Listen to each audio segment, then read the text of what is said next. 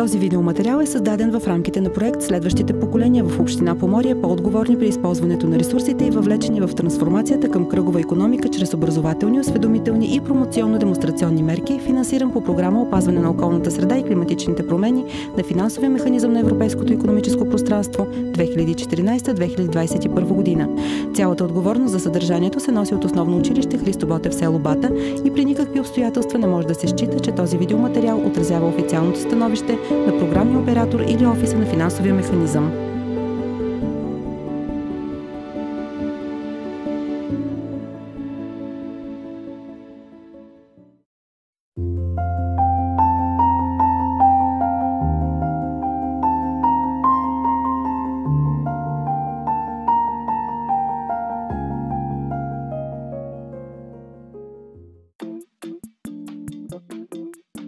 Здравейте, аз се казвам Вайна Чавдарова и съм ученичка от 6-ти клас. Днес ще ви разкажа дали хартията вреди на природата. Хартията е създадена от човека. Всички методи, освен преработката, вредят на природата. Ние хората трябва да отделяме отпадъците си преди да ги изхвърлим, за да може да се рециклират и от тях да се създадат нови. Какво наблюдавах при децата, когато вече приключвахме и трябваше да обобщаваме материала и знанията, които получиха по това направление за хартията. Усетих, че при тях някак се обогатиха техните впечатления, тяхната представа за самия процес на рециклирането на хартията.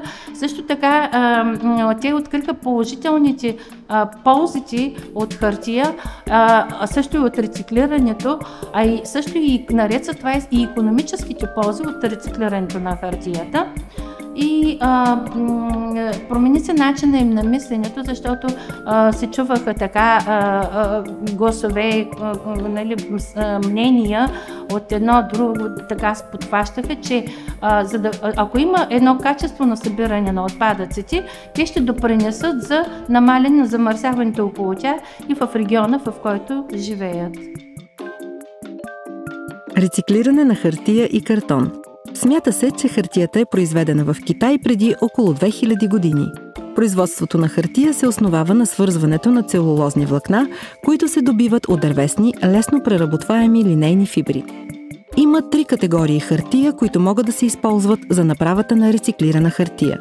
Остатъците от хартия, генерирани при производството на хартия, които се рециклират директно в производственото предприятие.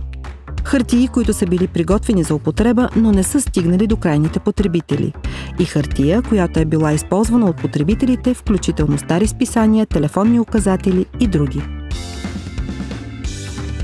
Аз се казвам Исак Митков Стаматов, ученик от 5 клас. Хартията заедно с метала и пластмаса се изхвърлят в жълтия контейнер. Хартията, когато я свърляме, тя трябва да е чиста, а не омазана. Когато хвърляме малките кашони, те трябва да са предварително сгънати, а големите ги оставяме до контейнера. Когато изхвърляме картоните, те трябва да са чисти, без храни и без напитки. Опаковки. Има различни видове опаковки от хартия, от вълнообразен картон, ВЛПП, който се състои от няколко слепени пласта на гъната хартия, от картон. Те са много устойчиви и здрави, биват 3 вида картон – за кутии, хомогенен бял картон и бял облицовъчен картон. Хартийните опаковки са нужни, защото са биоразградими. За производството на хартия са необходими енергия, вода и дървесен пулп. За пулпа се използват части от дърветата, които не са потребни за нищо друго. Аз се казвам Хенрик Делелев. Отпадъците се получават при производството на хартия, при което се отделя голямо количество енергия, отвитители и други замърсители в околната среда. За да се преработи целулозата в хартия, се използват голям брой валяци и един непрекъснат процес. Дървесният пулп, целулозата, се добива от дървета с мека дървесина, смърч, бор, и от дървета с твърда дървесина, евкалипт или топола. Поради голямото търсене се използват и по-евтини заместители – коноп, юта, лен, бамбук, слама. Дървесината се превръща в пулп чрез раздробяване на дървения материал до малки стърготини, които се обработват химично или се стриват механично. По-често се използва химическият метод, защото при механичният качеството е много по-ниско. Използват се натриев хидроксид и натриев сулфид при висока температура и налягане, за да се разкъса лигнина и да се освободят целулозните влакна. В последните години като източник на пулп се явява и вече използваната хартия. Това изисква отпадъчната хартия и картон предварително да бъдат разделени по видове, което може да стане ръчно или автоматично. В днешни дни е разпространено рециклирането. То намалява разходите по вноса, ако е необходим такъв, намалява потреблението на вода с 60% и намалява консумацията на енергия с 40%. И друго много важно нещо, че намалява замърсяването на околната среда. Аз се казвам Шакир Хасан Шакир. Ученик съм в първи клас. Хартията е създадена от човека.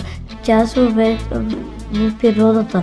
Прави се от дървесина, но това води до изсичане на гори, обезлесяване, загиване и изчезване на различни растения и животни. Еколозите препоръчват изцяло да преминем към хартия, произведена от вторични суровини. По-късно хората създават хартия от варовик. Тя се използва много пъти, без да уврежда природата. Отпадъците от хартия и картон се събират разделно и се хвърлят в жълтите контейнери. От употребената рециклирана хартия може да се направят нови вестници и списания. Хартията не може да бъде безкрайно рециклирана като стъклото и металите, защото при получаването на пулпа влакната постепенно се разкъсват и е необходимо да се добавят сурови влакна. Голяма част от хартията не може да бъде рециклирана, защото е замърсена и не отговаря на стандартите. Рециклирането на хартия ще е по-лесно при разделно събиране на отпадъци от опаковки, защото така ще бъдат запазени ценните суровини и материали. В световен мащаб потреблението на хартията интензивно нараства. Увеличава се търсенето ѝ и изискванията на потребителите към нея.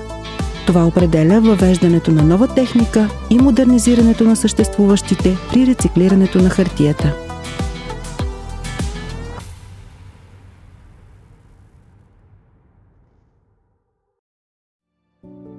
Този видеоматериал е създаден в рамките на проект "Следващите поколения в община Поморие по-отговорни при използването на ресурсите и въвлечени в трансформацията към кръгова икономика чрез образователни, осведомителни и промоционно-демонстрационни мерки", финансиран по програма "Опазване на околната среда и климатичните промени" на финансовия механизъм на Европейското икономическо пространство 2014-2021 година.